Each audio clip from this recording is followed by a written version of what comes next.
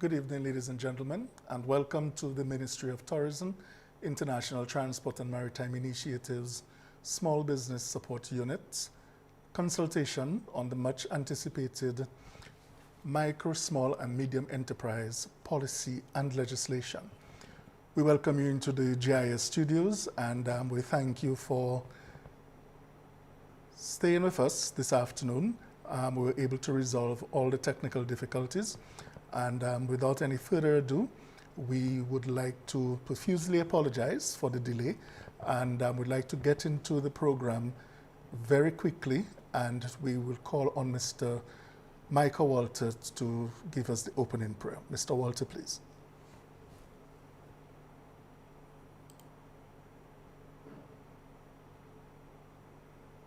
As we bow our heads, Lord, thank you very much for gathering us here today. On this important occasion, I pray that we get the necessary feedback that we're seeking to get here today. I pray that we put our minds together so as to materialize the objective of this consultation. In your name we pray. Amen. Thank you, Mr. Walters. And we now ask P.S. Valmont to give us her remarks. Good afternoon, everyone, and welcome. I already had welcome remarks prepared, but in light of the time and the delay, I will certainly shorten that. Let me first of all apologize on behalf of the Honorable Denise Charles, Minister for Tourism, International Transport and Maritime Initiatives, with responsibility for MSMEs and private sector development. You know that Honorable Charles is very passionate in terms of the support for the MSME sector and also the confidence in the MSME sector. And she was very much looking forward to joining you this afternoon for this very important consultation on our policy and legislation. Unfortunately, she had to go and deal with some very urgent matters. However, on behalf of the Minister, I would like to welcome all of you all, and I would certainly want to wish this consultation much success. It is a very critical consultation at this point, as we are seeking your input towards finalizing for our micro, small, and medium enterprise owners, including prospective MSMEs, the small business policy and legislation for the Commonwealth of Dominica. We know that MSMEs have been recognized world over as a very important strategic sector for generating economic growth and reducing unemployment, inequality, and poverty. Experience has shown us that in Dominica, the MSME sector is one that is very important, but needs to be carefully nurtured to provide institutional support, access to finance, information and markets, business development services, and for a fair regulatory-oriented business environment. The ministry continues to have these consultations to ensure that the needs and the problems and the future requirements of MSMEs are certainly incorporated into everything that we do, and even more importantly, into a comprehensive MSME policy, strategic plan, and an MSME legislation in order to govern all of the operations of our businesses, organizations, in an environment that is fair and equitable. We have held several rounds of consultations thus far, spanning over 2 years. And of course, with the onset of COVID-19, it has made it that much more difficult for us to meet in person. Our consultations and the results of those consultations have certainly been incorporated into the mission, into the strategic elements of the policy and the legislation, and certainly will form very detailed reports and very detailed components of everything that we're going to discuss this evening. Of course, we held a series of focused consultations earlier this year with very specific groups, and now we are opening it up to the wider population so that you will have the opportunity as well to input into that. This consultation today is extremely crucial as we know that Dominica faces a number of challenges, but also opportunities that we can take advantage of. I mentioned earlier the COVID-19 pandemic. We have, of course, the CSME opportunities, the era of climate change, emerging blue and green economic models, gender equity issues, high youth unemployment, the United Nations Sustainable Development Goals, and of course issues surrounding property and copyrights and as assets are utilized for security flows. And so with the emerging global recognition of MSMEs as an engine of growth, we would certainly found it critical for us at this juncture of our development to certainly set the platform and the foundation for MSME development in Dominica. And so I want to call on all of you MSMEs, the fishermen, poultry farmers, organic farmers, agro-processors, manufacturers, the creative industries, to lend your support in ensuring that Dominica has a top-class working MSME sector. With your support, one part of it is supporting the policy and legislation, but also to enable us to implement the facets of that policy and legislation. And so I once again want to welcome you and thank you for your presence with us this evening. Thank you very much. Okay.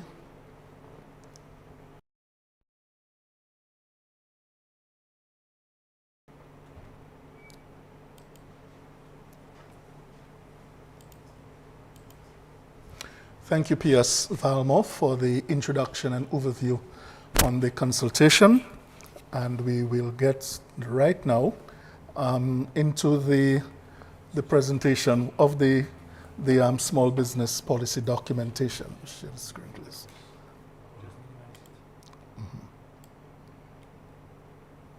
Okay, and share the screen. Share the screen. Yeah.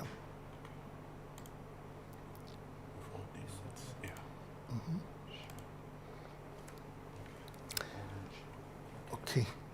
Once again, we thank you for joining us, and we have this evening a very focused presentation on the various activities. The agenda presented on the screen this evening was showing what's going to happen from now till we reach the closing remarks. The only exception is that we will do this evening the presentation and discussion of issues as it relates to the draft MSME policy, and I have the task to do that presentation. Thereafter, we would allow the public to submit their recommendations via Zoom and email as well as social media. So the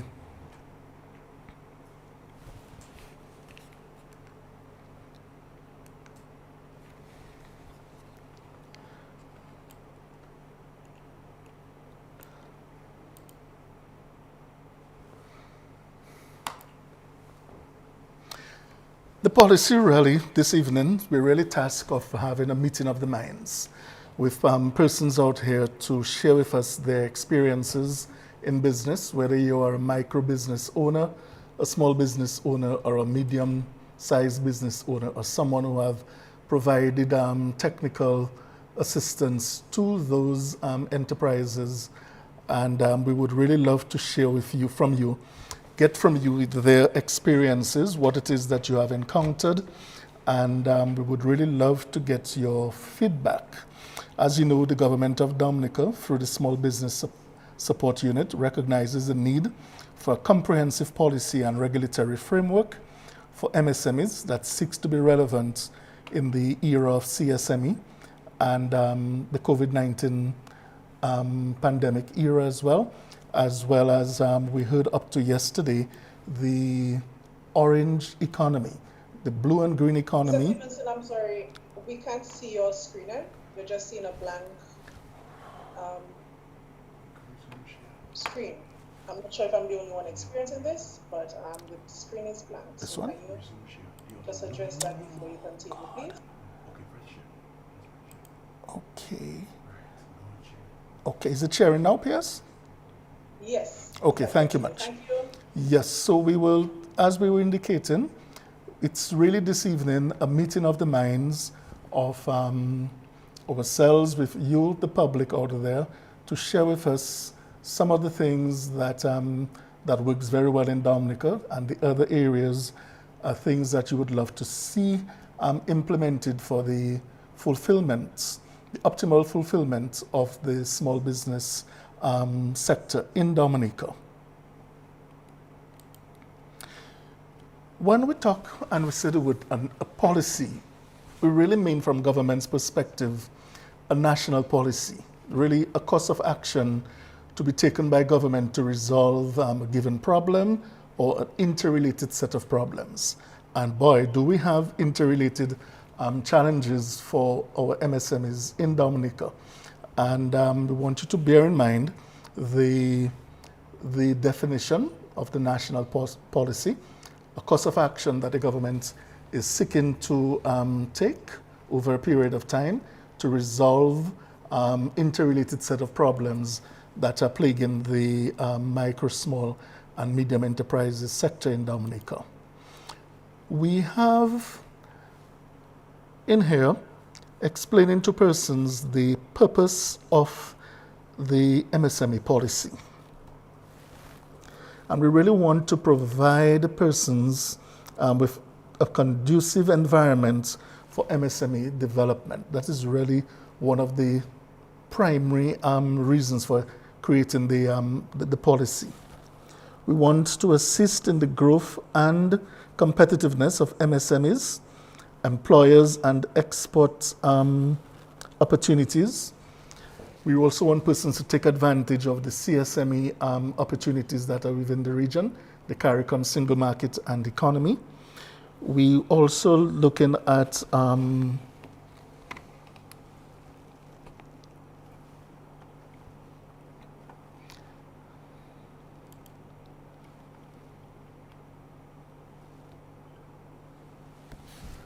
I can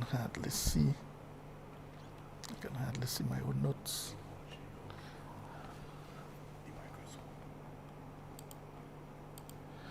Okay, training, financing, technical assistance, business development services, relevant in the era of the COVID-19 as another purpose for the policy. We look at the whole concept of, the whole idea of climate change and the impact of climate change on Dominica's economic resilience threshold.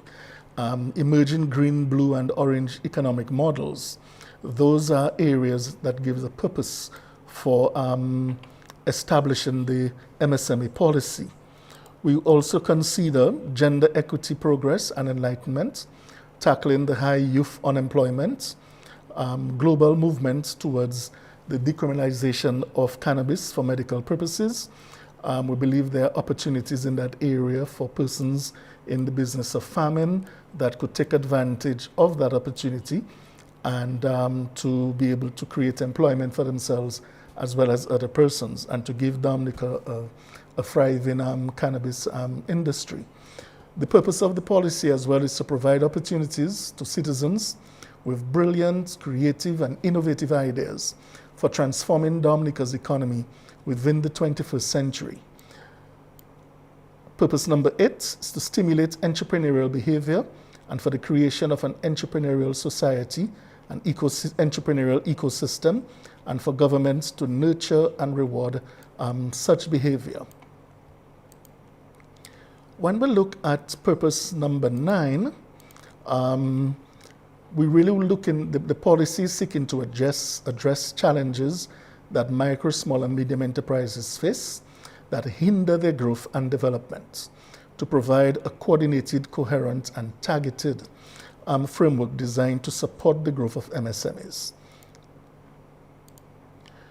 We also look at to address difficulties with rural enterprises, persons with disabilities, members of the Kalinago territory, and former incarcerated persons in accessing capital. These are critical areas that the policy would like to address also. Issues such as the availability of sustainable and adequate collateral for borrowing, the high interest rates, and the inability of many business owners to manage their financing are often cited as fundamental challenges to small business development. So purpose number 11 is really a critical area that the policy seeks to address. Purpose number 12, we all know the problems of productivity and competitiveness. We would like to look at a culture of entrepreneurship inculcated among MSMEs and a comprehensive MSME ecosystem to be developed. By that as well, we're looking at dialoguing with the Ministry of Education and their technical people to consider the possibilities of of adjusting the educational curriculum to introduce entrepreneurship at a rather early age at the primary school levels, secondary school levels, as well as the tertiary levels, institutions in Dominica to get that mindset and get that sort of culture out there for persons to embrace. The importance of the Msme sector. It may come as a surprise for you, but there's a firm belief among stakeholders that the Msme sectors make a significant contribution to the economic development of Dominica, and it must be systematically addressed. And by stakeholders, we mean, for example, the Ministry of Finance, DEXIA, the Dominica Bureau of Standards, the Dominica Social Security, the Central Statistics Division, the Inland Revenue Division as well, and the National Development Foundation readily comes to mind, the Dominica Youth Business Trust, the Dominica Association of Industry and Commerce. Just to cite a few examples of critical stakeholders. And one of the things that they are discovering is that the micro, small, and medium enterprise sector in Dominica, they account for about 1/3, between 30 to 33% of the gross domestic product in Dominica produced on an annual basis. And they also account for close to 50% of the number of persons employed in Dominica. So the vast majority of persons employed in Dominica are working within the small business sectors of the island. And we can find many of these persons in the field of agriculture, in the field of construction, in the field of transportation. The majority of tour guides on the island, the majority of the tour operators, the taxi operators, all those persons are micro and small business operators in Dominica. And they are seeing the wisdom, all the stakeholders are seeing the wisdom in developing, the need to further develop the micro, small, and medium enterprise sector in Dominica.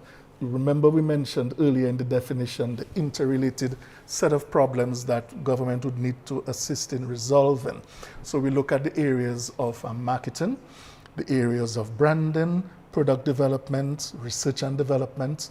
We're looking at having brands that are multilingual in their packaging, that meets the standards for exports, particularly where the majority of Dominicans reside in the diaspora.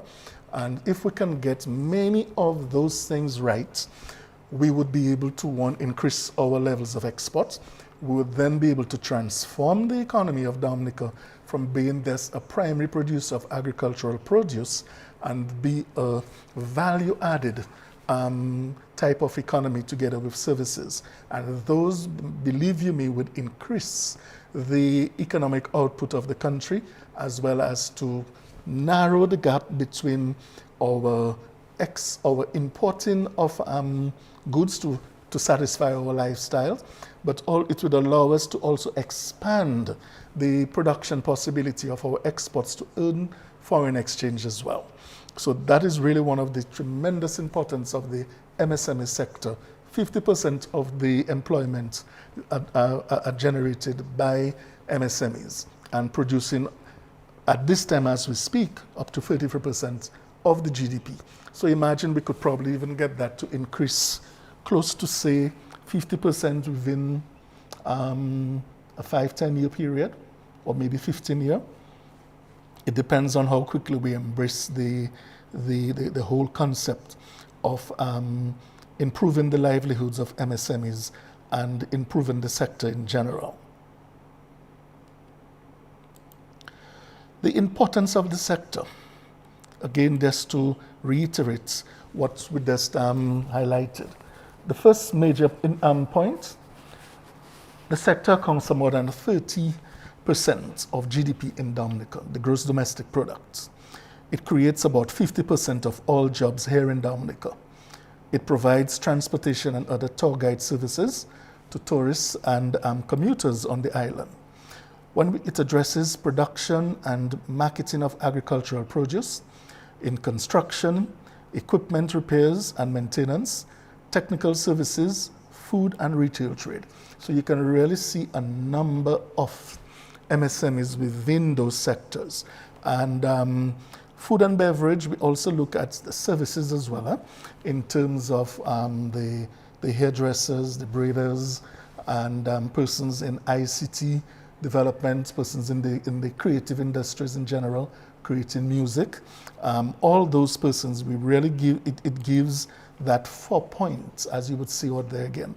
And I would just want to reiterate again for the viewers out there. Our MSME sector in Dominica, all the persons you see on the side of the road, the persons that, as we say in local terms, hustling on the side, many of these persons are doing business from their homes. You see all these little booths that are around by the 8 Bank right now, by the Riverside Promenade. What we notice also on the boulevard, as well as all the tourist vendors that we know of. You go to the Emerald Pool, you'll see many of those persons. You would see fan sodas by the bridge as well. The very small mini mats around Roseau and in the country areas. The ladies that you see on the side on the roads by Colliho, anything for you, baby, and all the lots of our clients out there. Let's give them a shout out at the same time. And all the persons that are the furniture manufacturers, the garment manufacturers, and you look at persons in the food and beverage, the juice man out there, the persons who make the breakfast in the mornings. You get a number of local juices. Whilst you're coming down on the Isilo Black Bridge, you would meet a number of the guys delivering their products, their locally made beverage products out there on the island. We now have lovely ice cream produced in Dominica as well. And all the lovely cuisines that we consume on a daily basis as part of our cultural heritage, the Creole foods. And if we can just imagine able to get this thing right, where we can be able to send crabapes frozen, well packaged, meeting the necessary standards out there, that can be a real linkage between Dominica and its diaspora to get persons immersed in the culture, no matter the distance that they reside at this time. Okay. We come to what is called a problem statement / opportunities, and there is that accepted recognition that the MSME sector is a critical pillar of economic development with clear potential for harnessing continued growth and development. However, we have a weak MSME enabling environment. And by weak, we're talking the legal, the regulatory, the policy framework, including the absence of policies and legislation, which we are currently trying to address as we speak on MSME development. We have some levels of bureaucracy that we need to address.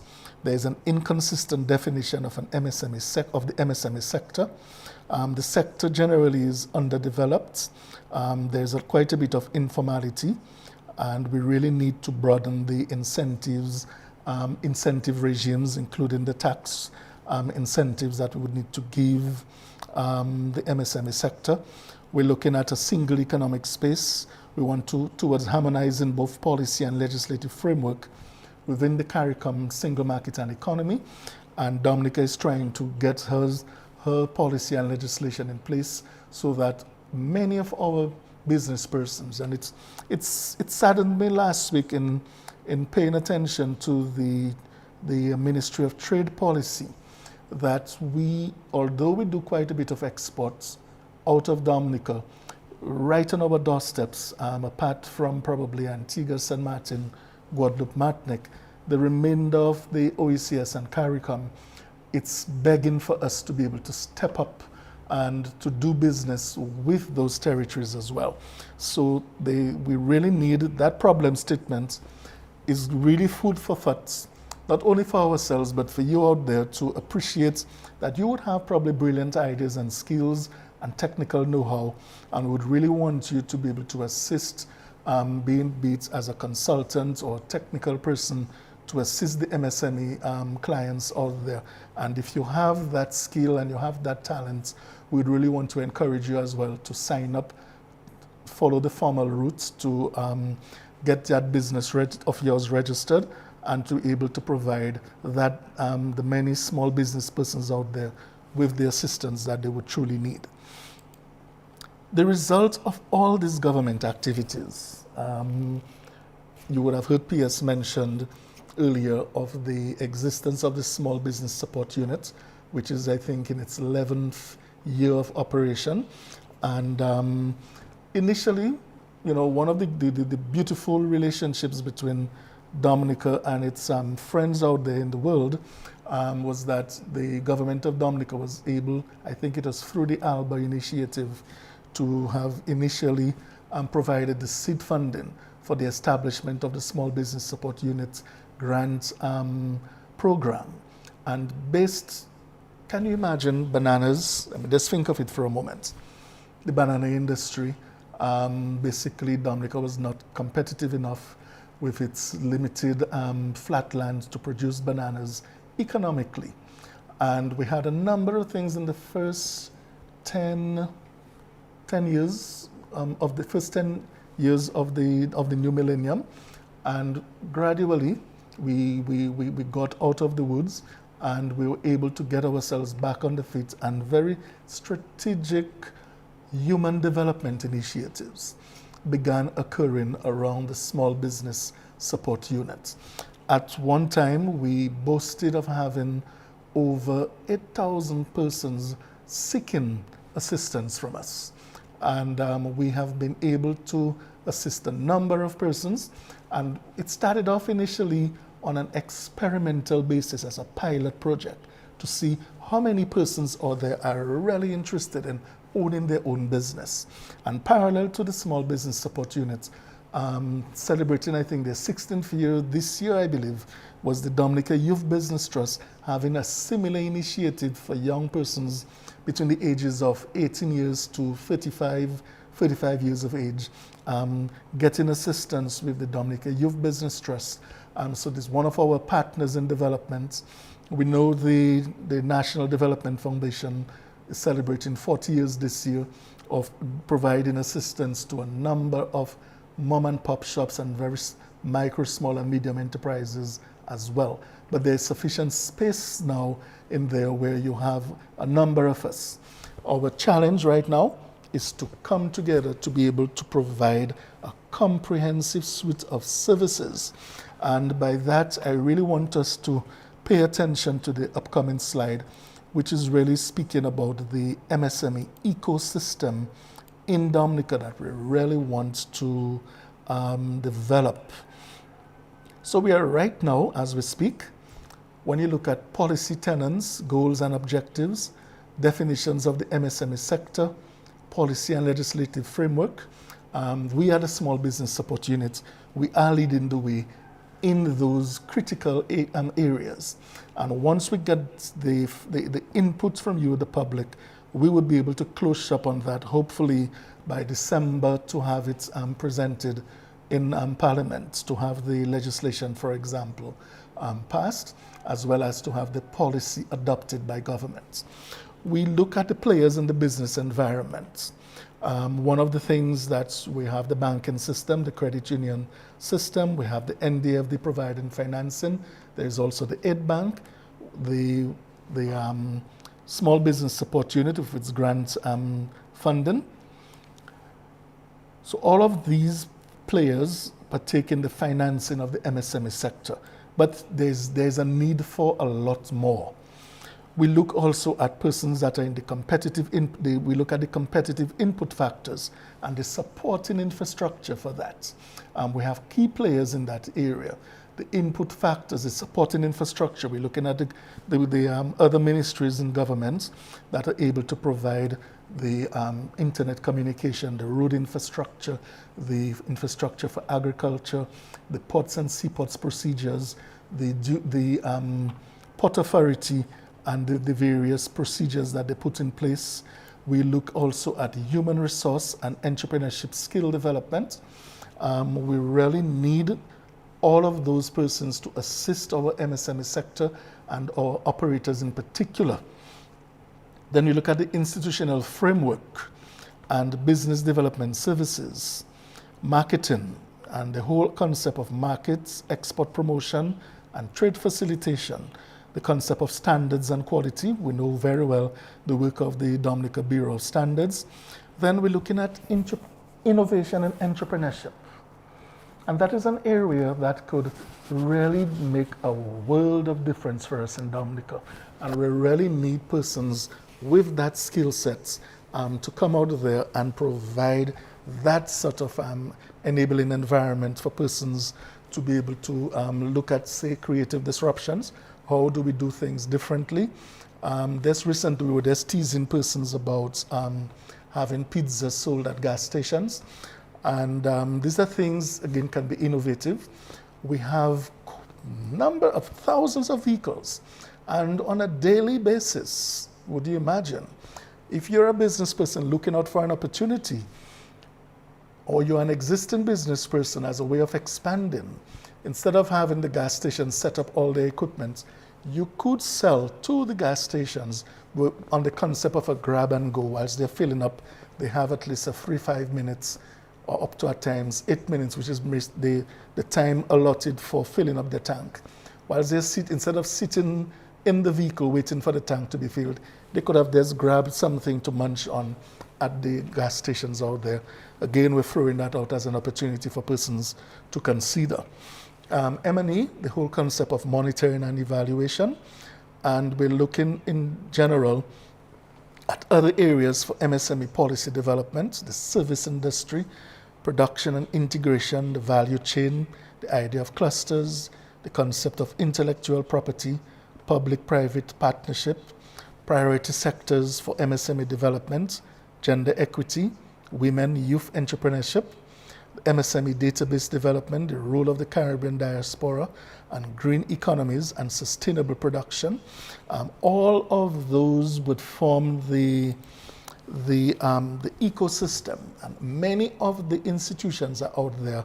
What we really need is to tap all these persons for us to come together as one, so that we have a degree of overlap in many of our institutions, and we just need to be able to streamline our operations so that a young entrepreneur or a micro, small, or medium enterprise owner should not have to go all over the place, but they could provide a centralized area to be able to provide those sort of services. And you would understand it as part of the infrastructure, a centralized database or even a website for MSMEs where persons can have access to information could be readily available for persons to take advantage of.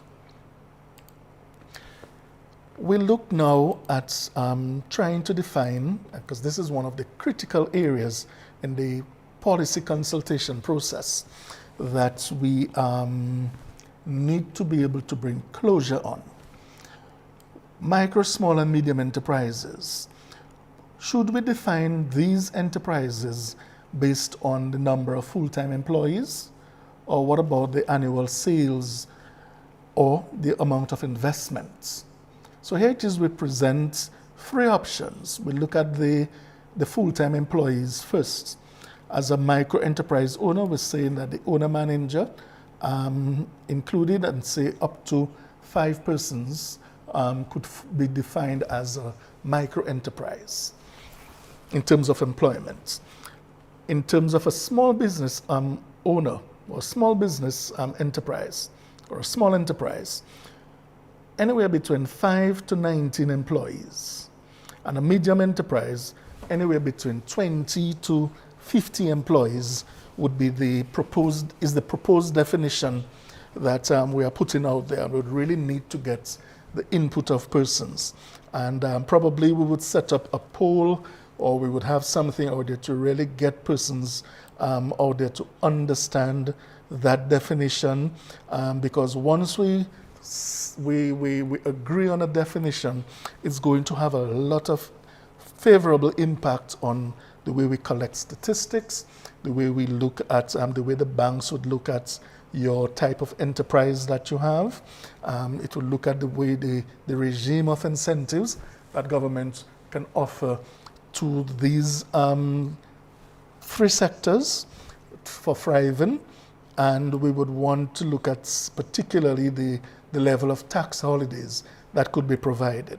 So for a micro business, a micro enterprise, if that business is earning up to 270,000, we would want to define them from an annual sales perspective.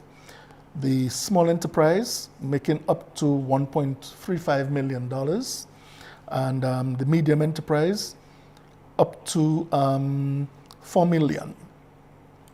In terms of investment, we would think that a micro enterprise, anybody that can generate up to $155,000 in investments, be it a combination of their equity and loans that they would sought to get their equipment, we would classify many of those persons as a micro. You take, for example, the mechanics. There's a lovely mechanic shop set out on the Canefield Highway going out to Checkhall. It's basically a one-man style operation, but you look at the value of the equipment in there, and it could very well surpass, $155,000 easy.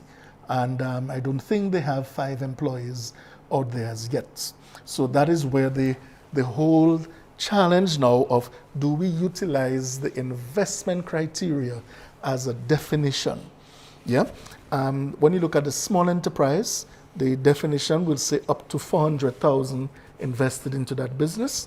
And when we look at the medium enterprise, up to $1.5 million invested in machinery, in equipment, in furniture, in stock, and all the other necessities required to have that business operating. Okay? And so that is one of the things, again, to the public out there. We really want, I'm going to leave this on here for a few minutes longer so that persons could appreciate the various definitions that are being proposed based on employees, number of employees. We see again for micro, up to 5 persons, including the owner of the business. And for a small, 5 to 19 employees, and a medium enterprise, 20 to 50 employees. And you look at the concept from the annual sales perspective. Do you think we should utilize annual sales, or should we utilize number of employees? Or do you think we should utilize both?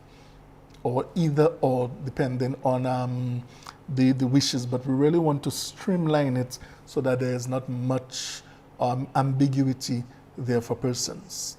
There are a number of persons around the world, and interestingly, in all the research that we have done, we find that no, there's not one generally acceptable definition of what a micro-enterprise is. We looked at definitions from the World Bank. We have looked at definitions from the European Union. We have looked at definitions from the United States. We have looked at definitions from Japan, from the Caribbean, and in Asia. The world over, we have looked at definitions, and we find ourselves seeing that some people tend to look at number of employees, and other persons tend to look at annual sales. And you have a few that consider also investments. So it's one of the areas that we really need to have a national consensus on.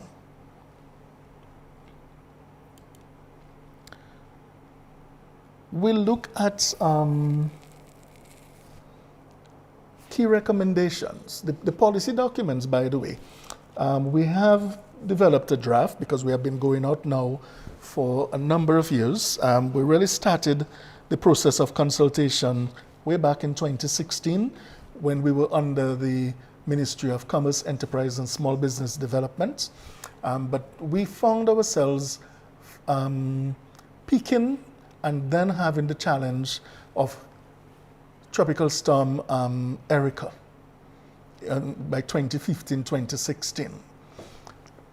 Whilst we're trying to get back up on our feet in terms of consultations, because we were going island-wide, we would have gone to the north, Portsmouth, and the surrounding communities where we would have based holding the consultations upstairs the Central Cooperative Credit Union's conference room.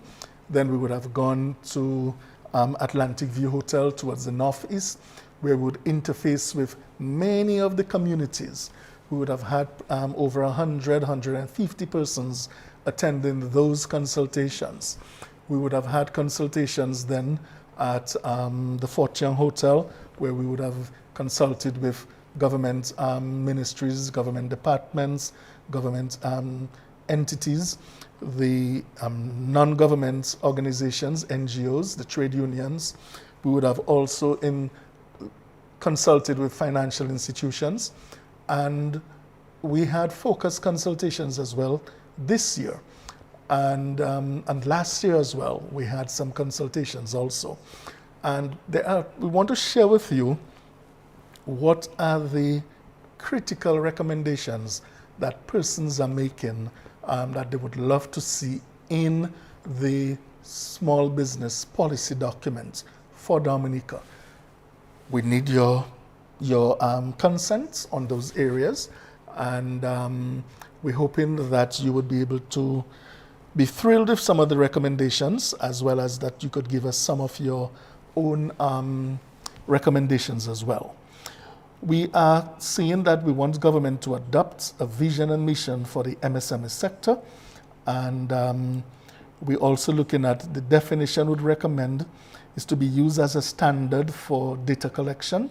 So the definition here in that case, we're really looking at how do we define a micro enterprise, a small enterprise, a medium enterprise. And once we agree, that definition will be used as the standard for data collection, policy analysis and implementation of the sector, and the development programs that we would have to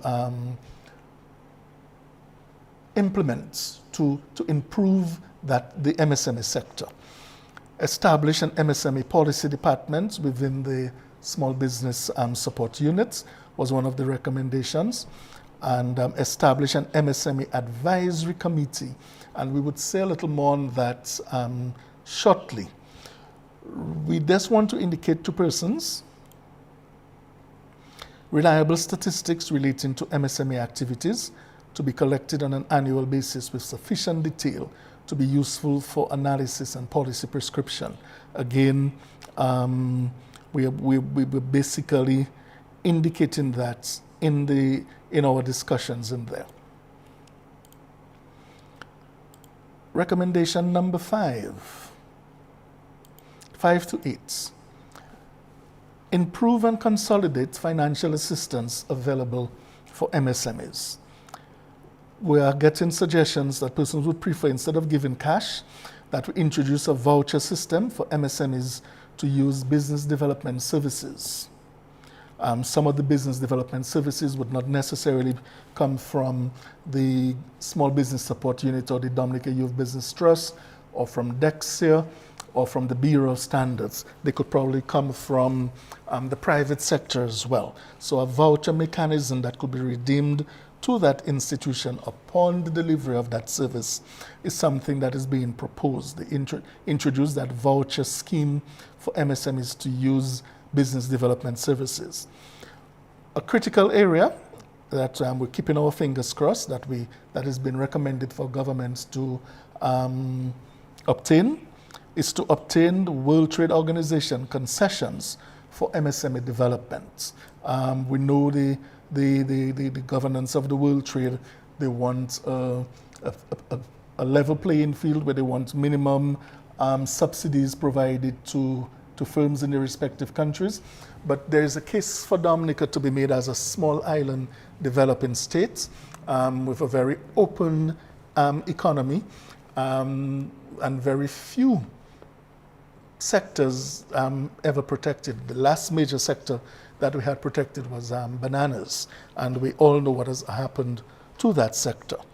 We want to encourage active participation of venture capital. Well, this is another recommendation. Encourage active participation of venture capital companies and leasing companies to provide credit support for MSMEs. At this stage, Dominica may not have venture capital companies, but because we're in the era of CSME, Caribbean single market and economy. We have institutions such as Jamaica Money Market Brokers Association that are not only in Jamaica, but they're also in Trinidad and a couple of the other islands. And it's easy for them to set up a window to look at the whole idea of venture capital financing, as well as listen for equipment, commercial type equipment. And we're getting recommendations from persons asking us to amend the Loan Recoveries Act or the Bankruptcy Act, and to provide opportunities for sick industries to be able to recover or to reconstruct. Okay, to give them an opportunity instead of just shutting down the business, where we could get governments in terms of the policy and the legislation that is out there in the environment already to modify it, because every business that closes down because of their inability, say for example in this COVID environment, to be able to meet their commitments, we are looking at enticing financial institutions to look at a couple of things. A, for persons within the tourism sector, for example, you can still have your annual amount of loan installment collected, but you could do it in a strategic way, very creative way, to get persons to be happy that they're getting out there to work, to feel motivated, to have that drive. So during the tourist season, like now, October to May next year, you could take as the bank or the credit union a full loan installment, monthly installment. And we're talking here of principal and interest. And in some cases, probably insurance as well, if it's a vehicle that is taken. But off-peak season, after May, we're looking at from June to September. We're suggesting here, provide these customers of yours the opportunity to just pay interest only, particularly if the cash flow is not that adequate in the bank accounts. Yeah? And so if we create that sort of relationship, we believe that would give persons the opportunity to stay afloat. And also, if we get governments to amend the Bankruptcy Act or the Loan Recoveries Act, because once 90 days or more passes, your loan tends to go upstairs to recoveries department at the National Bank, for example. And now, basically, you have less banks to run to these days. So chances are we really need that legislation so that National Bank Collections Departments, I'm calling them out not in any punitive way, but in a very socially responsible way, so that they can come out there and appreciate the fact that to every business that would be closed, it means a lot more potential for social unrest and high unemployment and that sort of thing. Okay, so if we can get the banks and governments, business, society, and governments to agree on a modification of the Loans Recoveries Act or the Bankruptcy Act and provide opportunities for industries or sectors or businesses to get some life again. And just yesterday I was talking with an individual that there are creative ways in which this can be obtained and how you could get this thing off from the financial institution's balance sheet and set up another institution to be able to take care of those troubled loans. Yeah, but don't close it down and just figure, well, you wash your hands out of it. No, there's opportunities in there that you could have it advertised, you could get a buyer, you could get another person to come in and invest in the business, or you could advertise that business. There could be good bones, strong bones, when you really look at the fundamentals and understand the potential of that business. So this is I have spent some time on this particular one because a lot of persons are really hurting out there, okay, in terms of business. And you see the names being published, regularly in the newspapers and that sort of thing. This is as it stands presently, there is not sufficient tools for these financial institutions that are available in their arsenal to be able to work with customers. But if we have this particular tool where we amend that legislation and for bankruptcy, we would be able to give businesses an opportunity to survive a little longer. Another major recommendation, we really need, persons are asking us, and that came now from the stakeholders in the financial sector. They are asking of us to help in it to instill financial discipline in the MSMEs in Dominica. We need persons to understand when your business is growing, there's cash coming in, it's not profits. That's just because of the sales, okay, that you've been generating. There are loans to be repaid. Don't go trying to take loans or to buy vehicles that is going to drain the cash flow. You know, social status symbols of having a Lexus and things of that nature. Because your overdraft, ideally you want that overdraft to be able to get a period of rest in a 12-month period. Yeah? So that at least even though it's 1 month for 2 months in there, you get into the black. All right? And that would help you even when you now come to prepare your business plan to look for the possibilities of expansion. So we are getting feedback that, you know, it's a two-head squad. We're asking for modifications to the Bankruptcy Act. And these institutions are asking of us to assist our clients in Dominica to instill financial discipline. Okay? The monies of the business does not belong to you for consumption. You need to discipline yourself to pay yourself a salary, and you need to have a sensible budget in terms of how do you keep that business on a sustainable footing. Establish a technology development fund. This is a recommendation that we have received from a number of persons in the ICT field and persons in the creative industries in general as well. Record studios and ICT, you know, computers are requesting to be upgraded. Right now we're coming live here for streaming on YouTube, on Facebook, GIS channels, and on Zoom. A lot of persons would want to reach their audience via streaming as well. And so there is need for that technology fund separate and apart from, say, working capital for persons to utilize in ensuring that they have the equipment to be able to address specific situations, be it in marketing and promotions or for providing training services to clients, especially in that era of COVID-19, which is anticipated to be with us for a rather long time to come. We're also receiving recommendations for persons, from persons to introduce another voucher scheme for MSMEs to engage in research and development work. Okay? We're getting, I just need to get my technical people that are out there, if they're hearing me, that we really need their assistance quickly.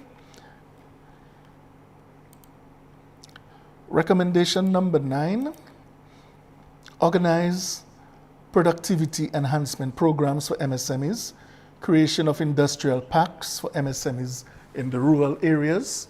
And if the people out there in the studio can hear, I would really need their assistance. We're getting recommendations to form industry clusters on a subsector basis, promote subcontracting with proper targeting of for improving the technological capabilities of MSMEs, launch an awareness program on cleaner production targeted at MSMEs focusing on cost savings and efficiency benefits of cleaner production. We are getting recommendations, sorry.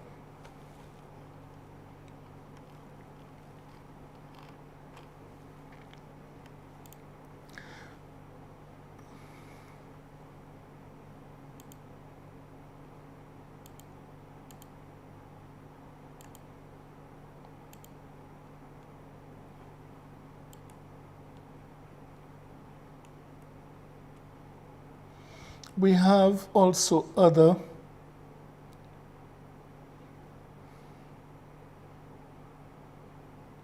we're getting other recommendations as well. Sorry, I had to go up to the earlier slide because on the speaker notes, that's where I have the the information. We're getting other recommendations to explore the possibility of introducing an effective credit guarantee scheme and equity investment scheme for MSMEs with assistance from the ECPCGC and the Eastern Caribbean Securities Exchange, ECSE. Provide financial assistance for MSMEs to update or acquire new technology, create a market for local research and development, provide opportunities for MSMEs to participate in trade promotions and exhibitions, provide access to foreign markets through e-commerce facilities, identification of export-oriented projects for MSMEs, initiate a business report on MSMEs on an annual basis.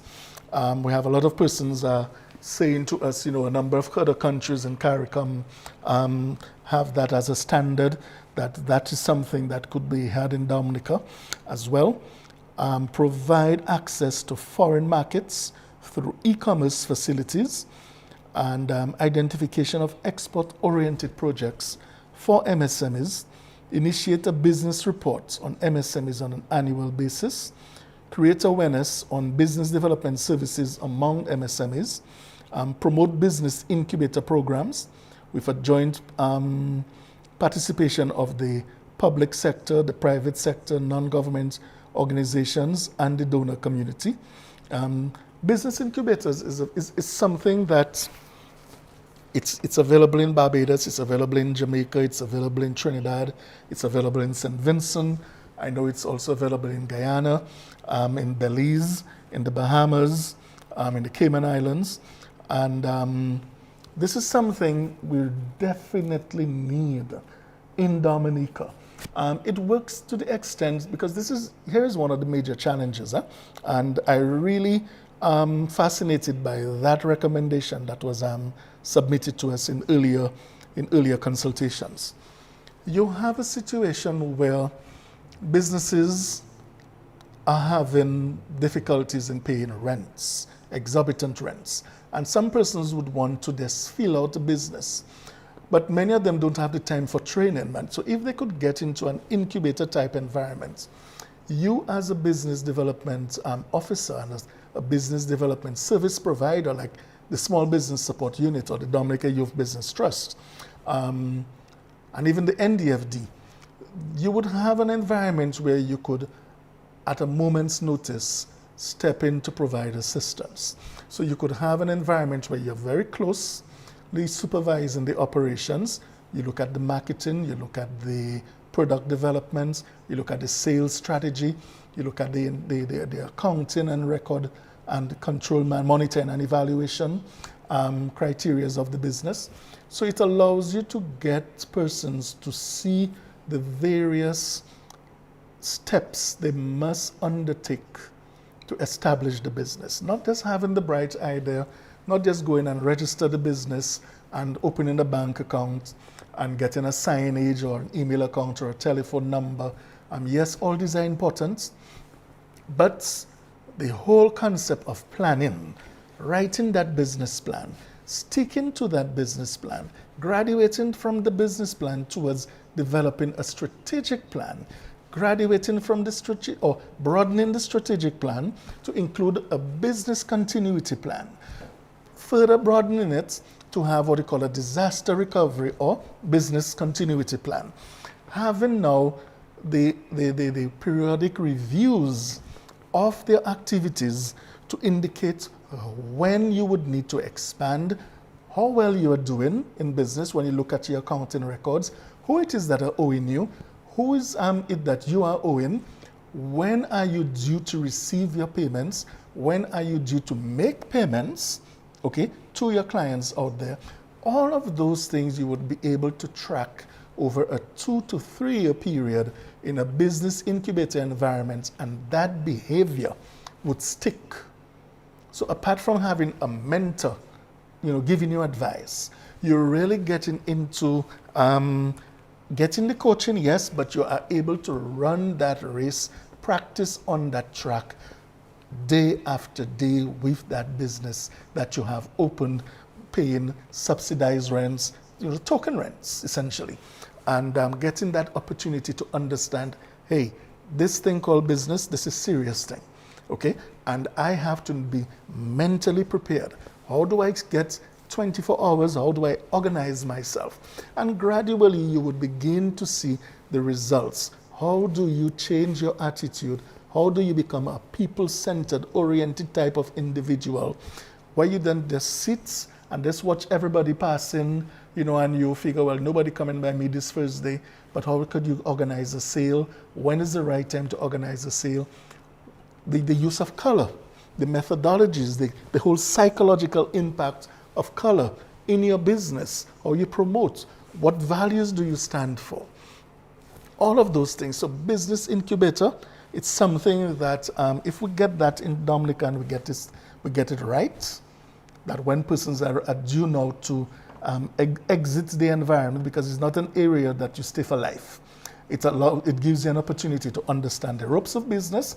Whilst you're there, you seriously understand that I've got to put cash aside. I have to get places to rent. I now know that if I need to get rent, to pay rent of that amount, here is the amount that I need now to produce on a monthly basis, at least just to break even, to be able to meet rents, to meet utilities, meet transportation, meet working capital needs, all of those things. So it's really resonates in you to understand how I run that business. And we really want to encourage NGOs, private sector, public sector, and the donor community. Let us all put our heads together and really try to have a business incubator environment for the benefit of many of our technology people.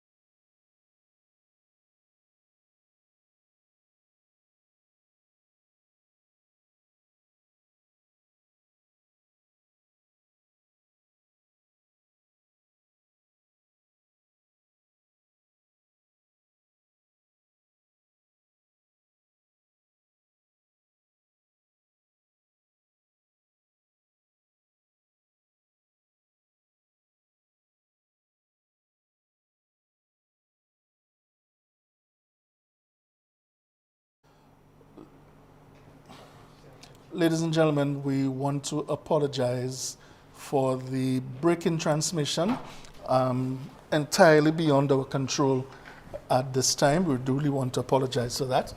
And we want to get back into the concept of the incubator, as we indicated.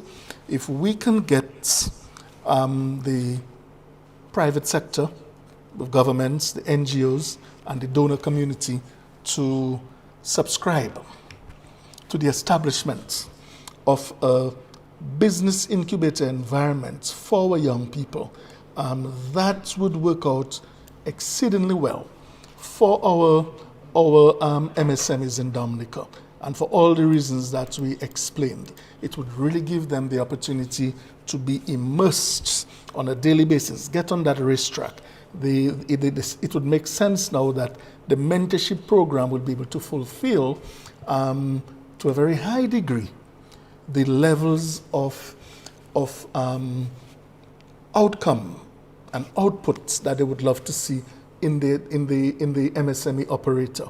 So that, because you would be able to come in and understand on a daily basis what are the trends in sales, what are the seasons that business seems to pick, and the type of business that that individual have.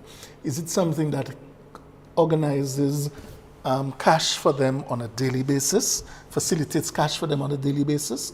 If you're a seamstress set up in an environment constructing carnival costumes, you know that you might be working for very many days without really getting full payment. Hence the reason, as a strategy, you would want to employ a down payment on carnival costumes. You might be having a lot of activity in there.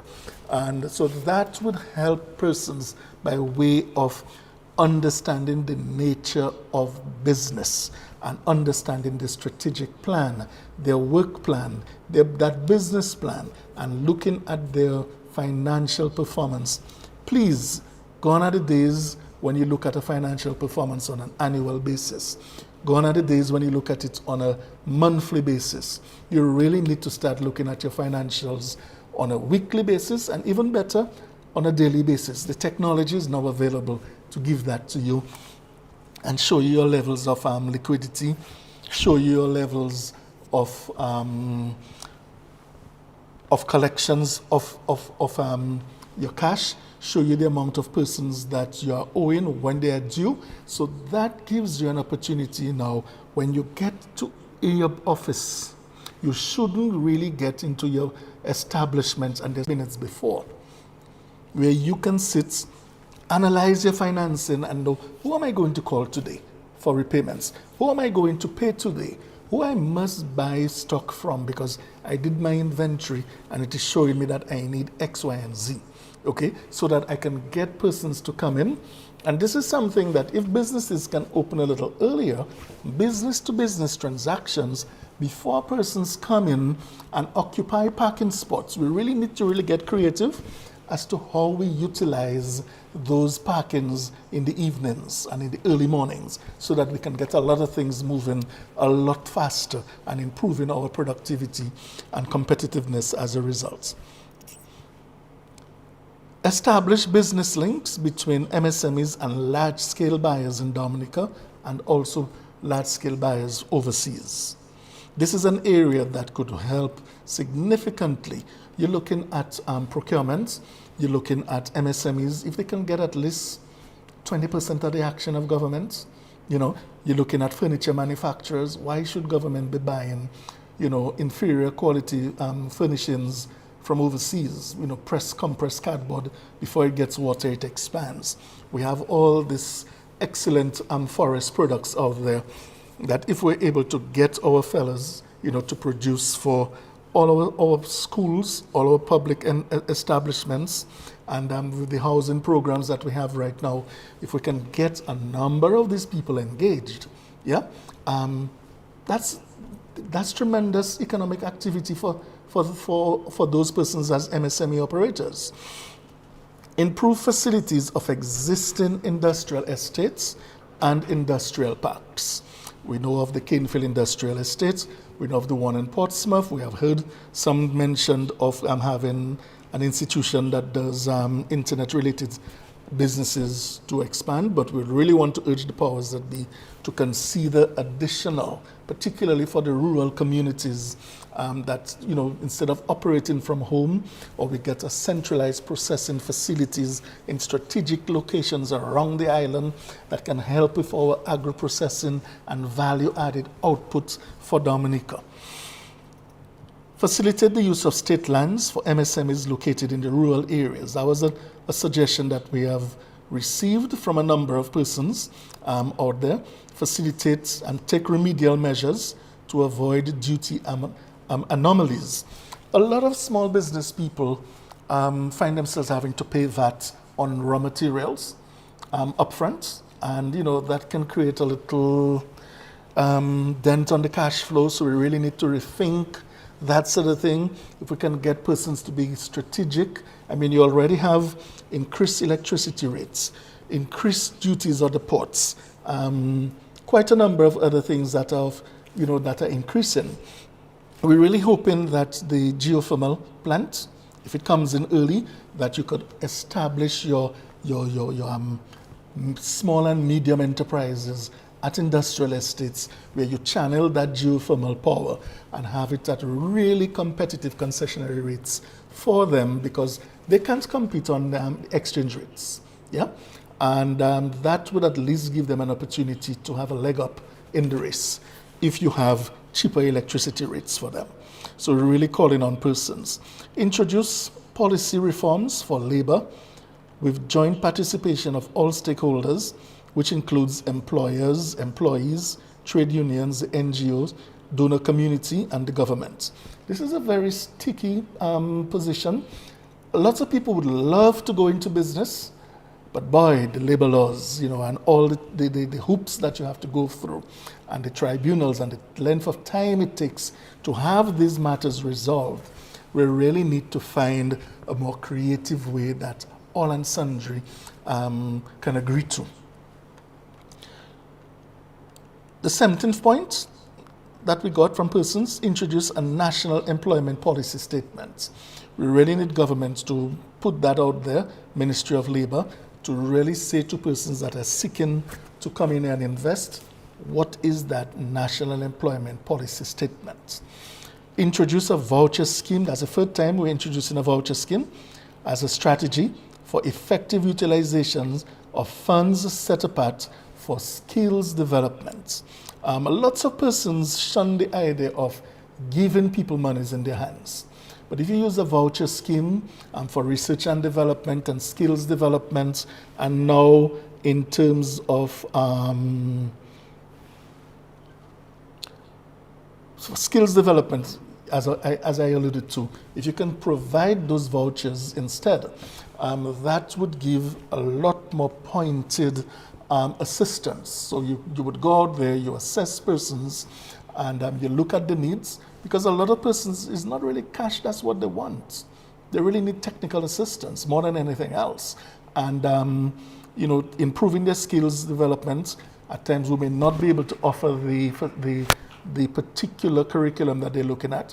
But if you provide that with a voucher scheme, you can be able to get persons to give a better account as to how they utilize the resources that were given to them.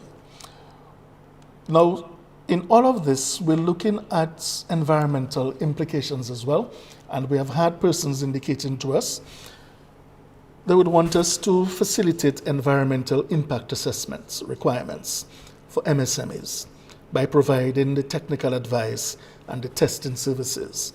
Dominica being the nature island of the Caribbean, an environmental impact assessment for micro, small, and medium enterprises is something that is of necessity.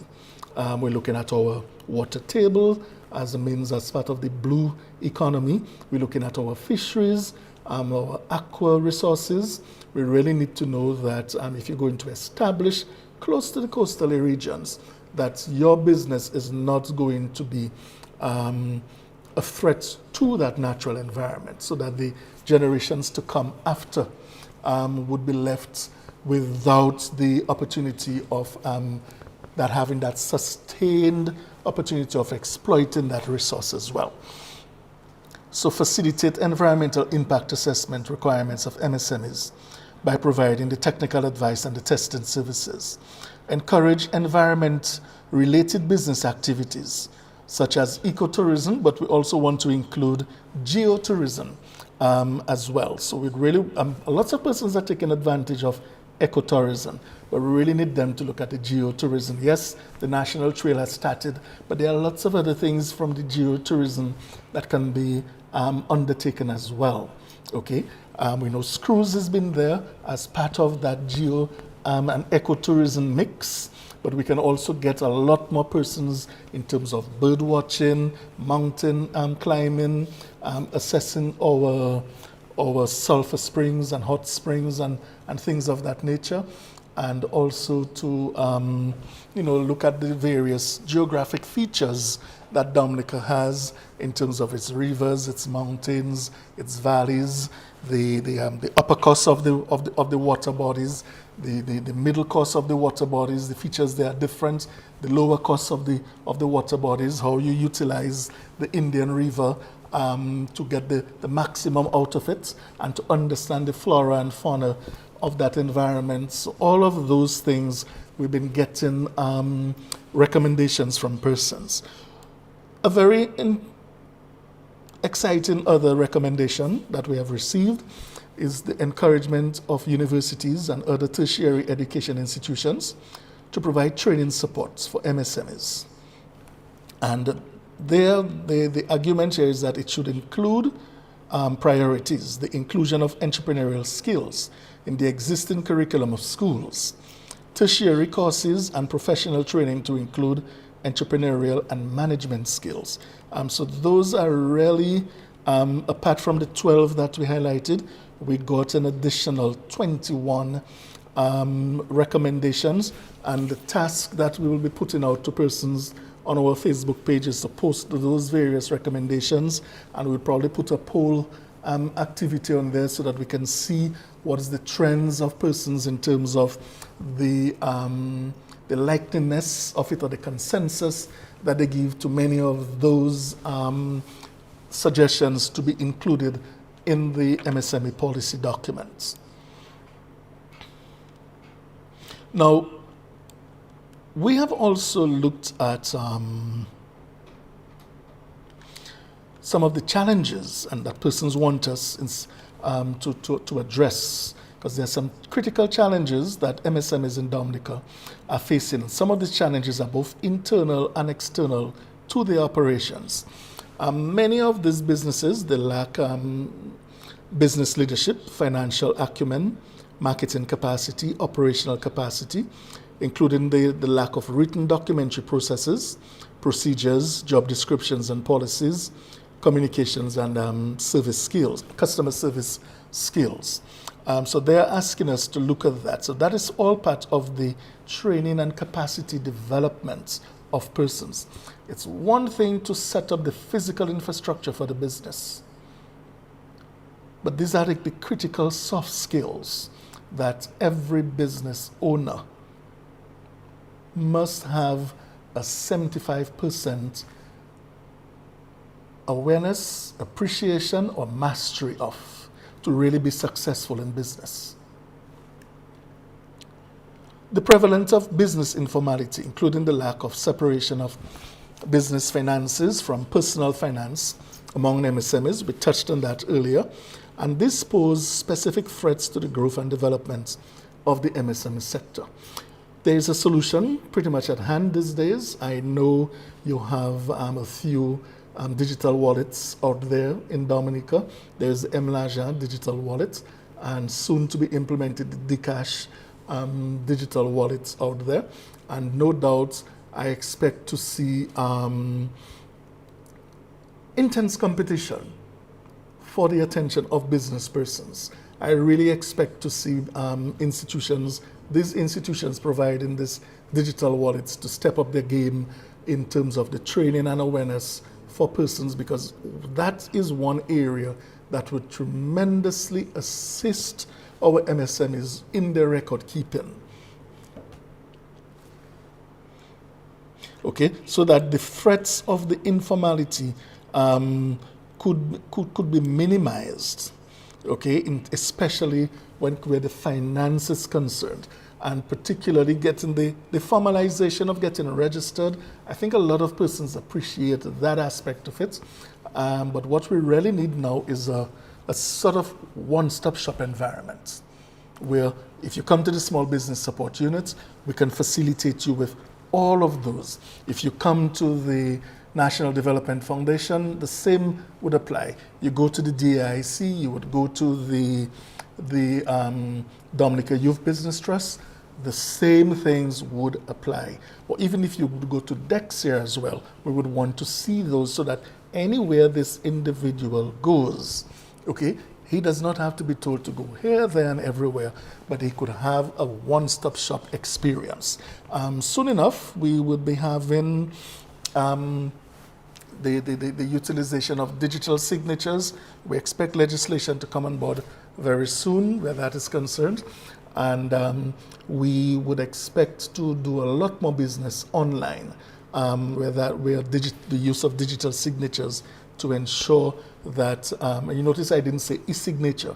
I emphasize it as digital signature, which is a lot safer than the ordinary e-signature picture that you would see, because it would show that you intended to create a legal relation and that there would be a start and an end, so that it would have a paper trail component associated with that digital signature.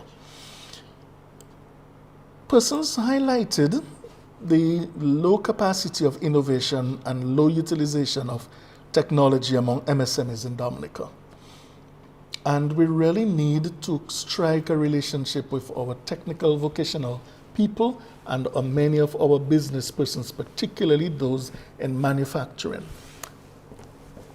It's one thing to get a piece of equipment overseas, but you need to have a relationship where you have technical people on island that can come to your establishment at a moment's notice to diagnose and repair your equipment.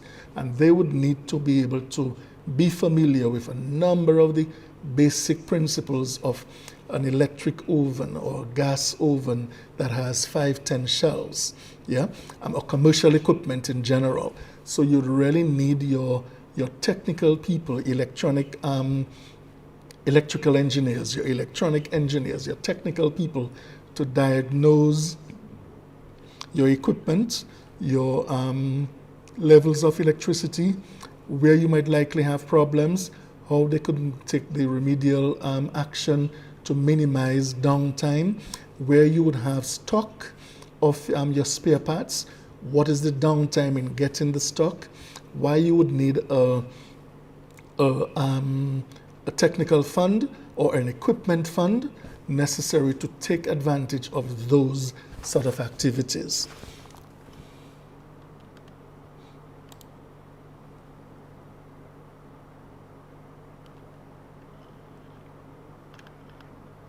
And we mentioned earlier the idea of an MSME advisory committee.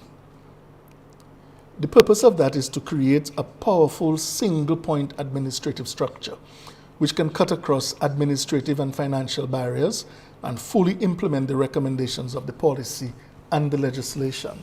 That would be the main advantage of having that sort of superstructure. So yes, you have all your various ministries and departments, but over this you would have an MSME advisory committee that would have the mandate from government to effect changes almost instantaneously for the benefit of micro, small, and medium enterprises in Dominica. Now, the policy document itself, as it currently stands, I think it's at 100 and, including the legislation that's in that document, I think it's close to 170 to 180 pages. But each policy element, so we have at this time about 12, 15 chapters in the third draft of that policy, and based on the various inputs that we have there, we're likely to have a number of additional pages, or we would have things structured where we'll be able to summarize in specific areas. So each policy element will be firstly identified, followed by a discussion on the associated policy issue. This is followed by a definition of each policy objective, with the key policy strategies and activities concluding its section. Persons listening to us at this time, you could look at the Small Business Support Unit Facebook page. And as you know, on Facebook, it's not possible to upload a Word document, but we found a way of converting the Word document first into a PDF document, and then we're able to transform the PDF document into either a JPEG or a PNG file. And we're able to convert that document into a JPEG. So that is available for persons to look at on the Facebook page of the Small Business Support Unit and to give us additional feedback. The PS alluded to, if you would need a soft copy of the document, we could also email it to you, and you could send your email request to SBSU, standing for Small Business Support Unit, at dominica.gov.dm. Once again, SBSU at dominica.gov.dm. And you send that to us, we would be able to send you a copy of the draft policy and legislation. And we would really appreciate your feedback, say by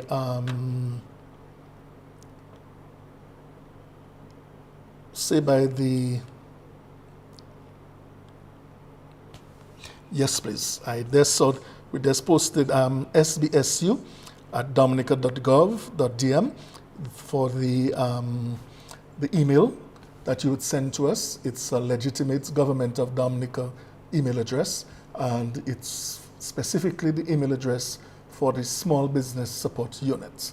And I hope persons were able to see it on the screen there. Thank you much.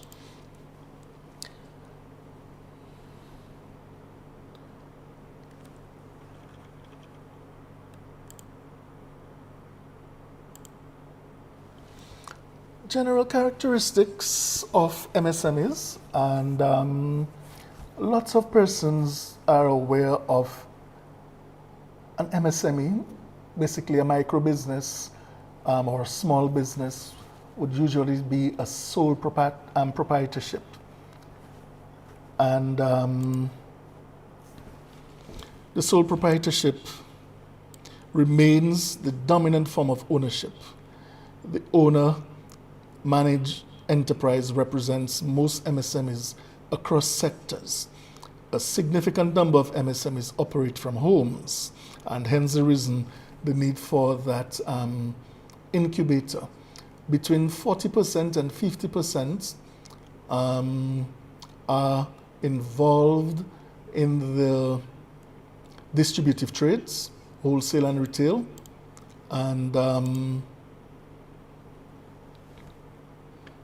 MSMEs are classified in subsectors such as food and agro-processing, marine and fishing, woodwork and furniture, light engineering and electronics, garments, handcraft, tourism, and service-related activities and emerging technologies. We do have, when we come to do the legal aspect of it, the various sectors that the micro, small, and medium enterprise policy and legislation have agreed to assist with the regime of proposed incentives.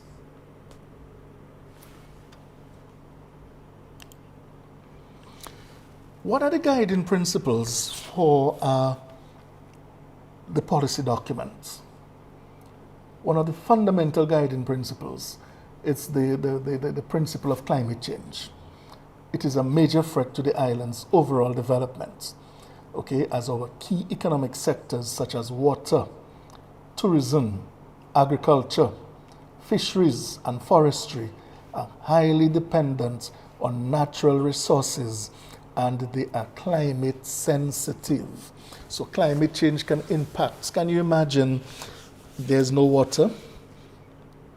you don't have agriculture. If there's no water, it's going to be difficult for tourists to come into your hotels. If you have adverse impacts on your agriculture, on your fisheries, on your forestry, just think of those situations where you're literally looking at starvation. We already have a high food import bill. Can you imagine having to order water from as a Dominican in Dominica? So this is something that we have taken into consideration in the preparation of the policy. So you'd have seen the recommendations from the clean practices that we wanted persons to adopt. Now, based on the trends on climate change is likely to significantly alter the quality and available quantity of Dominica's natural resources, thereby adversely affecting not only the environment, but also the livelihoods of our people. Again, agriculture and agro-processing, water, drought, tourism getting impacted, human health, poverty, the threat of poverty, energy, economic sustainability, the whole question of employment. Majority of our people are working within the tourism industry or the services sector in general. And if we have that impact of climate change, just look at what we are experiencing with the COVID pandemic.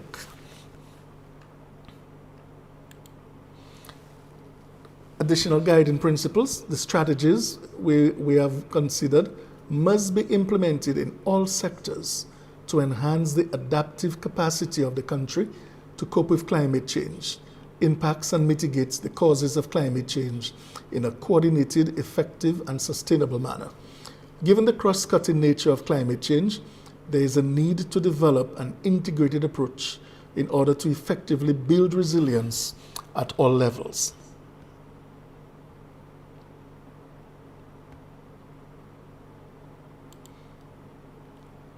Now, the interesting thing, whilst we're here today, we're talking of the small business policy and the legislation.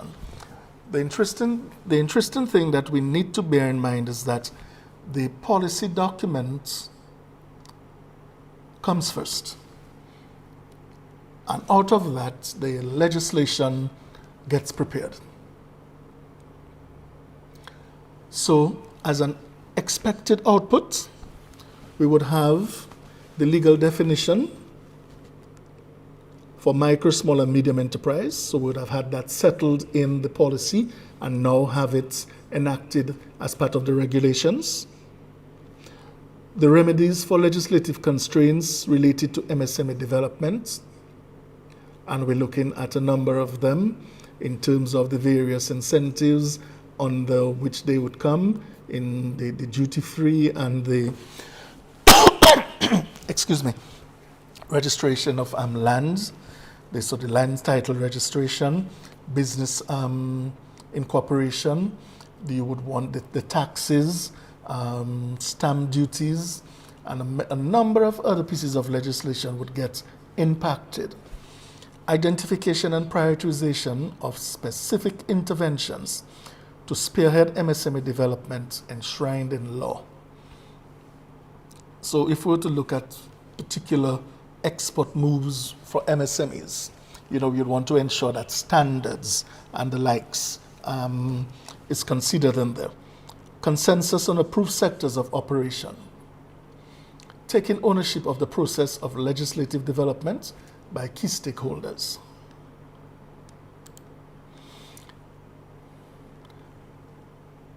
And would you believe we're at slide number 22, and I believe we're planning to stop this evening at 6 p.m. Barring any additional comments from persons that would probably want us to probably go a little longer, but because of the technical delays that we had, we would probably want to just give you a little insight at this stage. We hope to come back Well, we will be back next week, Wednesday, on DBS Radio, where we would further our discussions on the policy document and the legislation. But we feel it's an opportunity whilst we're here this time, based on the rate at which that we have delivered a lot of what it is that we have indicated. We've really been in use, working actively now for the past hour and 45 minutes. The structure of the legislation and the game changers that it would have for Dominica.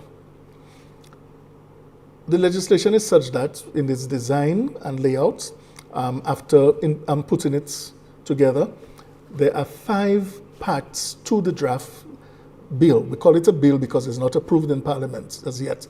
When it's assented by the President, it is called a legislation.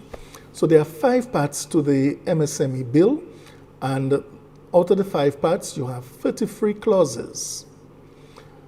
The legislation of the bill is seeking to have what is called an MSME advisory committee, a committee that would be able to oversee MSME activities by assisting the Honorable Minister in the execution of the work for the small business supports, the private sector, the development of the private sector. We would want to have a registrar for MSMEs, and that registrar would be tasked with preparing an annual report, a function that would get, that report would get tabled at Parliament, in Parliament, and where questions and answers could be had based on that report. So it would give the minister an opportunity to show the justifications of a number of activities that occurred for the financial year, and the various planned initiatives from the policy documents. And mark you, one of the things that the policy document is going to try to attempt, short-term activities will be grouped together, medium-term activities will also be grouped together, and long-term activities will be grouped so that we can have a situation where we can show results instead of trying to do everything within, say, 2 to 3 years. It would give the opportunity to look at the low-hanging fruits. Okay, for example, when we talk of a low-hanging fruit, they need to have access to information. So our website for MSM is to know where they can get a number of pieces of information readily available. Okay, the means of having a database of MSMEs and the various needs and the sectors, the idea of organizing, the business continuity efforts. Hurricanes hit us annually, so it means, as a low-hanging fruit, emphasis must be placed within the first year of ensuring that many MSMEs have a template in which they can utilize to implement business continuity plans. That the small business support units, the DYBT, the NDFD, and a number of these other key stakeholders, that we all have software that can assist us in developing business plans for our clients. That we also have staff themselves receiving training to improve their capacity. That we get the staff also sufficiently motivated to want to be able to go out there in the field and assist business. And we would really want to get a situation where we can report and say at the end of this year, these are the people. As another low-hanging fruit, we believe, for example, at the Small Business Support Unit, we should not only just have a Facebook page, but we should have a YouTube page, a YouTube channel, sorry. We could also have a SoundCloud. We could also have a Twitter account and maybe an Instagram account, because we want to be able to reach out to persons. We would need to have, as a low-hanging fruit, a repository environment, both online and in hard copy, as to you need information, How do I go about getting that business started? How do I go about implementing that business? The various guided steps that I would need. Who can I call? I would love us to have, as part of the low-hanging fruits, a situation where that MSME client can stay in Portsmouth and interface online with the staff at the small business support units.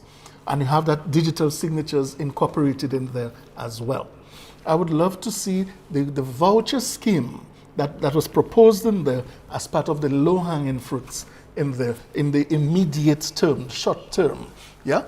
The other areas in terms of the venture capital, the equity financing, the legislation for bankruptcy and recoveries of, loan recoveries and that sort of thing, those could go more as the medium term. But all the low-hanging fruits, let us try to get that out there. Let us try to get the procurement components as included as part of the low-hanging fruits. Yeah?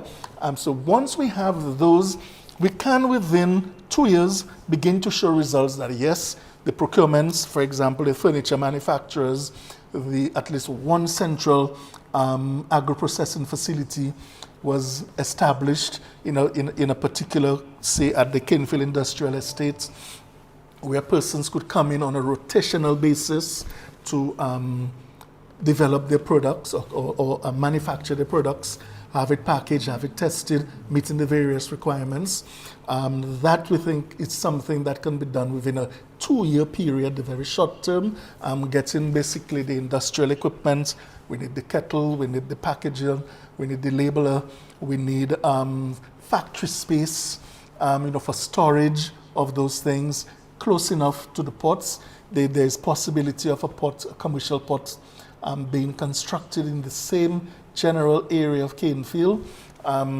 We'd want to say to government, whilst you're looking at expanding Clare Harbour, consider the possibility of having a technical business incubator environment for the techies out there. Lots of young students from the Dominica State College.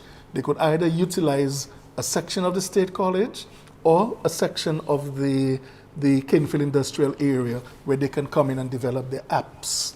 And whilst at that, I just need to drop a hint to the young persons at the State College that come first term, second term in January, we're hoping to launch what is called a Shark Tank oriented type of entrepreneurial activity. And it's open not just to students of entrepreneurship at the State College, but to all and sundry to learn how to pitch a proposal and to get financing for their proposal. And that is an exciting area. This is going to be a low-hanging fruit item as well. The Registrar of Msmes, the establishment, of an MSME development fund. This is an area that the legislation would guide persons into as to how we'd go about establishing that. Banks, if you're going into business, the establishment of an MSME development fund, a number of the businesses that we notice that are prepared to take the risk, that are wanting to interface, say, with the diaspora and to take some time, they would need an area of equity infusement for the business instead of commercial financing from the banks that would want installments after, say, 11, 12 months. And so we really need to look at it, and we really need to consider, whilst a business may have loans and may not be performing well, we don't think it's sufficient justification to exclude them. Because the interesting thing is, this could now be the game changer for that establishment and that leader of that establishment, if he's allowed to expand into an area that shows tremendous promise. So we believe, there's that opportunity that could be had if we have that MSME development fund.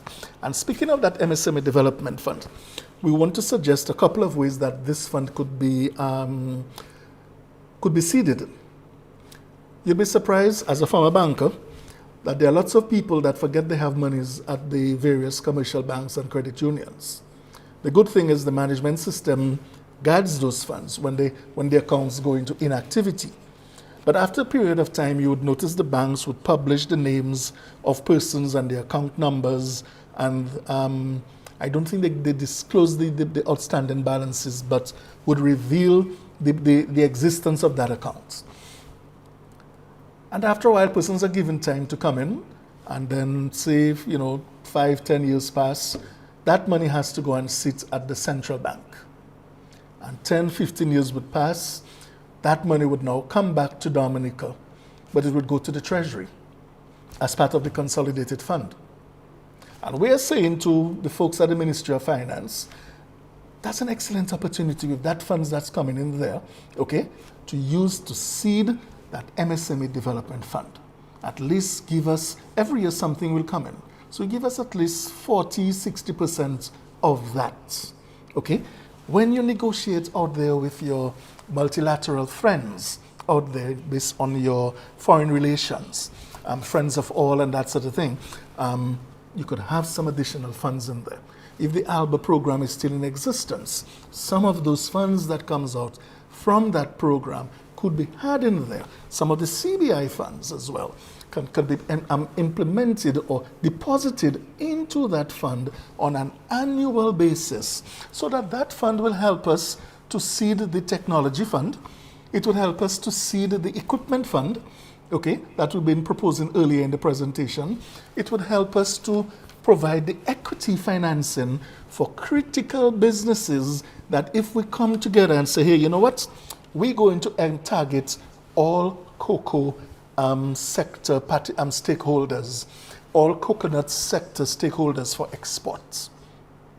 We have in the makings a catalog in terms of all the value added for coconuts and all the value added for cocoa. We're in the process of developing that, okay? And so we already have that as a strategic document, piece of information at our disposal that just needs to be finalized.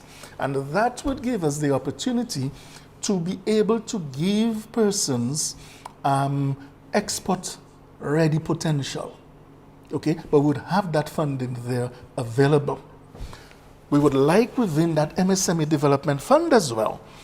One of the things that does very well across the Caribbean is the idea of having conferences. And if we can have a conference center,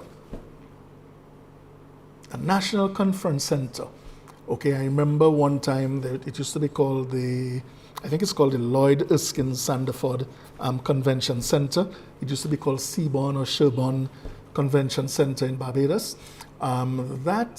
Though I've been to a number of conferences in that facility, and if we could have something of that nature in Dominica, okay, that would help persons to establish a conference facility and attract a number of persons into Dominica for various conferences and high-powered, conferences and that sort of thing. The MSME Development Fund as well, it could begin to seed the establishment of a much-needed elevated car park infrastructure in Roseau and the surrounding communities, and even to some extent probably in Portsmouth and Salisbury, where there are high densities of vehicular traffic on the road. And you could have that as providing concessionary financing to have it established. This is going to be generating cash like a cash cow. Every day somebody's going to have to pay $3 or $5 a day for parking. Multiply that by 365 days literally, or 300 days literally, and you understand, and you would multiply the number of cars that are around the place, and that would generate good enough revenues for the state as well, okay? And also for the providers of the MSME Development Fund. That would be an opportunity to get, say, the Social Security to invest, to get a couple other entities to invest, so we could have that sort of activity rolling. The business incubator idea that was ventilated and really spoken at length at earlier is also another opportunity that, as part of that MSME Development Fund seeded by CBI, the money is coming from the banks after being out there for X number of years at the central bank, and monies that would come from aid donors and that sort of thing. A central processing hub, So you could have really like 4 critical pieces of investments through that fund, as well as to get. Now here is another interesting area. A lot of our suppliers of appliances in Dominica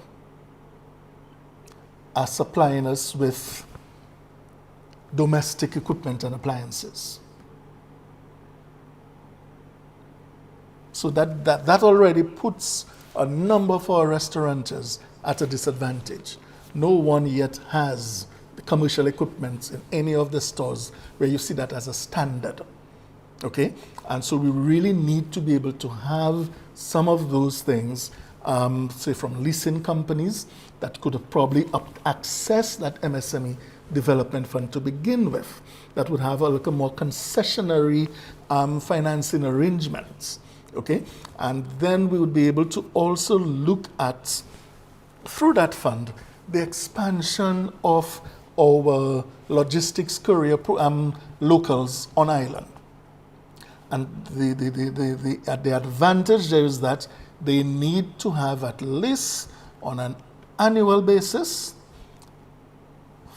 35 to 45% of their activity as exports. Yeah? Out to the areas of where the majority of Dominicans reside.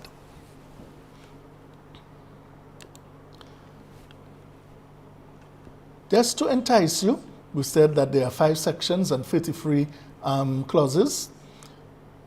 If you were to look at it, you would notice part 1 is talking about the short title and commencements. Section 2 is about the interpretation. Part 2 is really looking at the micro, small, and medium enterprise by way of a definition. How does one apply to get that recognition? What are the procedures involved before the one receives recognition as an MSME? What are the steps that the minister ought to take to approve that? What are the requirements for incorporation or registration? The refusal to declare an enterprise as an MSME approved enterprise. How do you monitor? Because you don't just get approved and you just fold your arms and say, well, here I'm approved for eternity. No, there's this annual monitoring and evaluation. Is there a change in the particulars? The persons that started the business, are they still with the business? The persons that had shares, have they offered their shares to someone else? And on some unfortunate circumstances, have some of these people died? Okay, so there's the need for changes in particulars. Ceasing to operate as a micro, a small, or medium enterprise.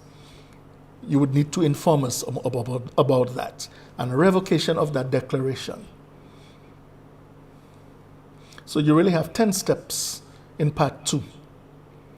When you look at in part 3, it deals on the whole idea of incentives, technical assistance, and finance matters. And those here,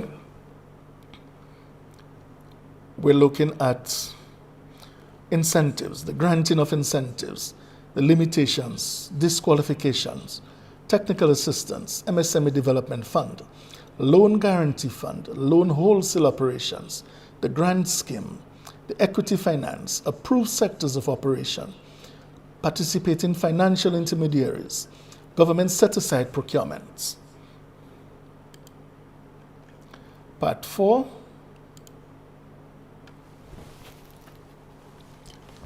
we're looking at the Registrar of Msmes, the register that the registrar must have of having all the MSMEs declared in that register as approved MSMEs, or those that have been stricken off.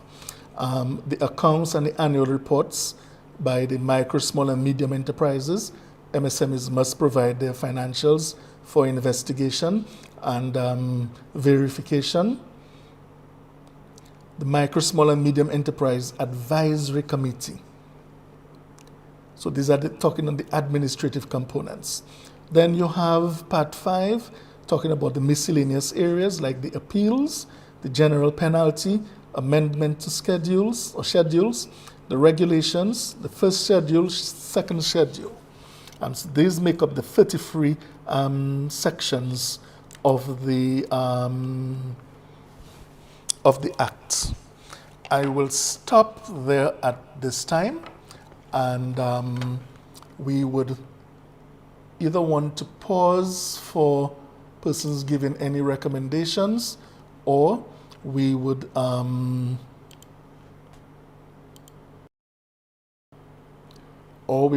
allow persons to give their comments and suggestions.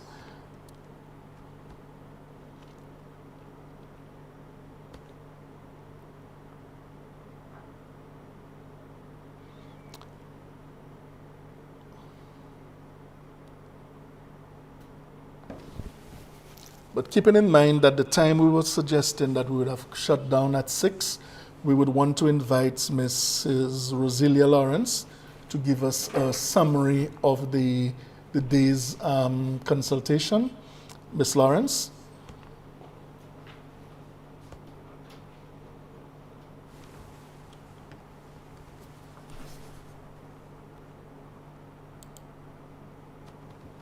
Good afternoon, everyone. Good afternoon. Just making sure that everybody can hear me. Yes. Yes, we can hear. Yes, we can. Today has been very rewarding, I must say, in hearing from Mr. Stevenson and the earlier speaker on the fears of tourism. The nature of tourism and small business is enthusiastic. In working with the small business sector, knowing fully well that the sector, although faced with numerous challenges in the growth of modern economy, the Ministry of Trade is committed to ensuring that Dominica has activity and efficiency through the small business development. And we try to let everything in our efforts in our power to champion section of the Msme in Dominica for multiple consultations. And today is just another opportunity that we have to collect further information from the public, which will assist the ministry in finalizing the small business policy. The input thus far has been very valuable, which will ensure that the small business policy and legislation of the Commonwealth of Dominica is completed, and that it takes into consideration most or all of the issues, the needs and concerns as it relates to the MSME in Dominica. Without a doubt, the Ministry of Tourism and Small Business will take all the necessary steps to ensure that we develop a comprehensive MSME policy for our business to maintain consistency in its operations, and at the same time services provided by our small business, by our consumers. After the necessary feedback and the consultation from the different stakeholders, from the public, have been received, the next step is to be able to craft the MSME policy, which will ensure that all businesses are on the same page as it relates to the different aspects of their business environment, being policies relating to product delivery, human resource, customer services, packaging, labeling, just to name a few of these activities. The MSME has a critical role to play in the economic and social development of the country, in the creation of jobs, provision of goods and services, and the generation of income. The small business sector is actually a starting point of development, and our role and our contribution in the small business sector should never be understated, as it provides much needed benefits towards economic. Let's continue to work together, the ministry, of course, will be there with you all every step of the way. Sure that the MSME remains the driver of the economy, creating the atmosphere in which is conducive to doing business in Dominica. And as I said before, the Ministry of Tourism is committed to working with the small business sector in Dominica. I thank you.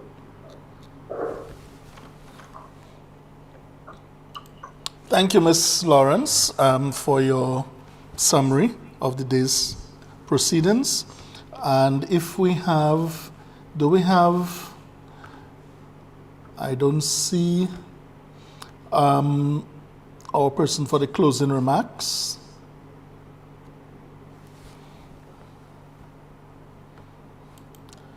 Okay. What we will do is we take the opportunity to really thank you, the public, that have participated with us this evening. What we can assure you is that the gentlemen from the studio have assured us that there will be a recording available of this activity that we had this evening, this consultation, and that it will be broadcast. It will be broadcast on the GIS channel, and we would try to also get a copy of it as one of our first video broadcasts on the Small Business Support Unit's YouTube channel. So that will also give us an opportunity to present that information out there to the public.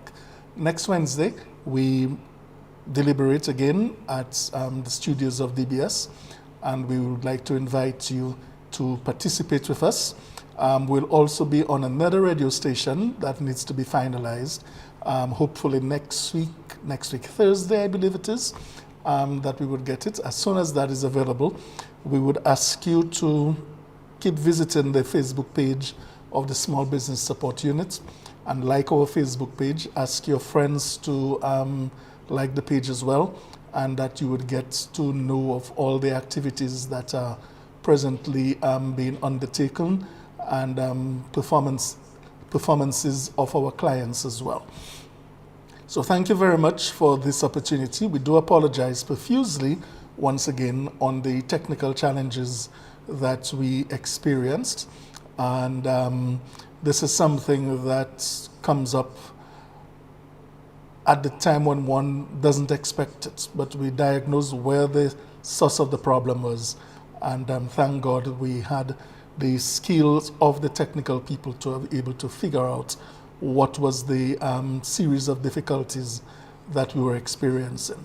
Thank you and good evening.